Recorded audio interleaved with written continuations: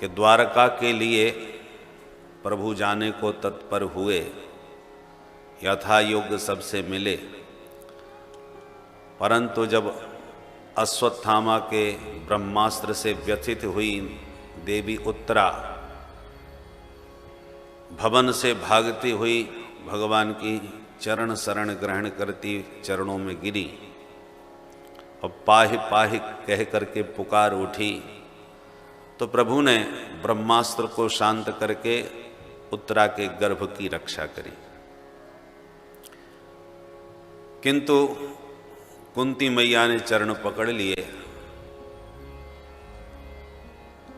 और जब भगवान ने कहा बुआ प्रणाम तो मुझे करना चाहिए, तब कुंती मैया ने कहा कि गोविंद, मैंने आपकी भगवत्ता को कई बार अनुभव किया, पर जब भगवत्ता के विषय में कुछ बोलने का प्रयास किया तभी आकर के अब बड़े प्यार से बुआ जी, और इतने प्यार से मुझे बुआ कह के बुलाते हो कि मैं सारा वो भगवत स्वरूप आपका भुला करके केवल भतीजा मान के रह जाते हो, और आप बुआ बुआ कह करके मेरे ऊपर ऐसा मोह का आवरण डाल देते हो कि मैं आपकी भगवत्ता को भूल जाती हूँ। सिर्फ भतीजा ही भतीजा मुझे दिखाई पड़ने लगता है कि मेरी भाभी देवकी का ही तो बेटा है ये। पर आज मुझे जो भाव उद्गार हृदय में आ रहे हैं उन्हें कहने दीजिए, थोड़ी देर के लिए आप ये बुआ बुआ कह करके मुझे मोह के आवरण से आवृत न कीजिए। और तब कहा कि मैं भतीजे को प्रणाम नहीं कर रही। नमस्ते पुरुषम त्वाद्यम ईश्वरम प्रकृते परम। त्रिगुणात्मिका प्रकृति प्रपंच से परे उस परम प्रभु के पाद पद्मों में मेरा प्रणाम है। किस पुरुष के चरणों में? पुरीसु शरीरेषु अंतर्यामी तया शेतेति पुरुषः, जो समस्त देह की पुरियों में अंतर्यामी रूप से निवास करता है, उस परम पुरुष प्रभु के चरणों में प्रणाम है। बहुत प्यारी स्तुति गाई, उसकी चर्चा तो विस्तार से कल आप सुन ही चुके।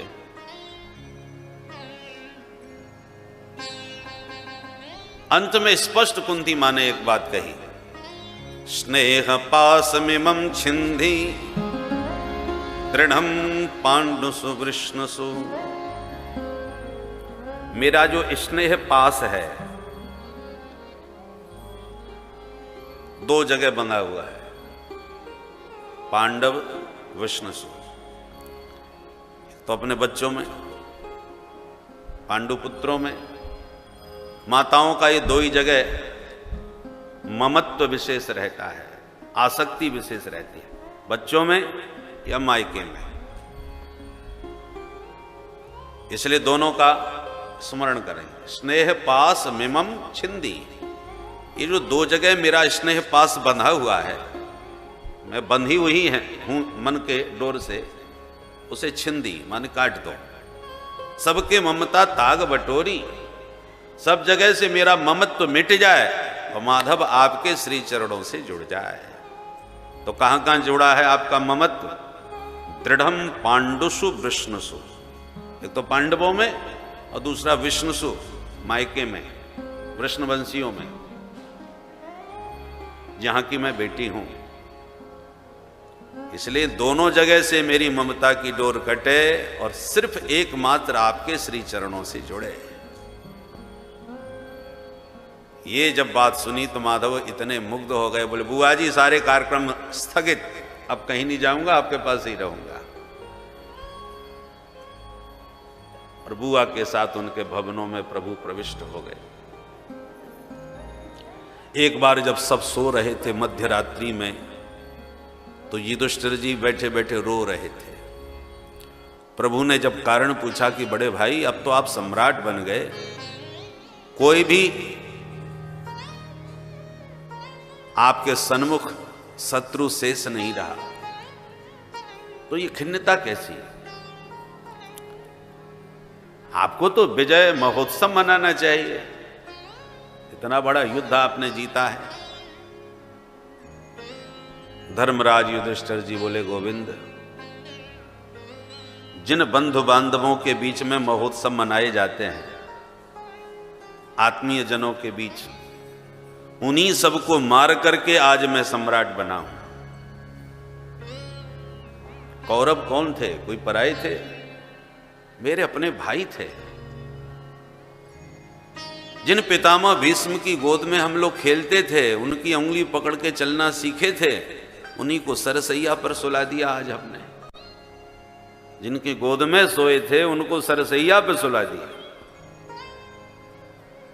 अब मैं उत्सव मनाऊं किसके साथ?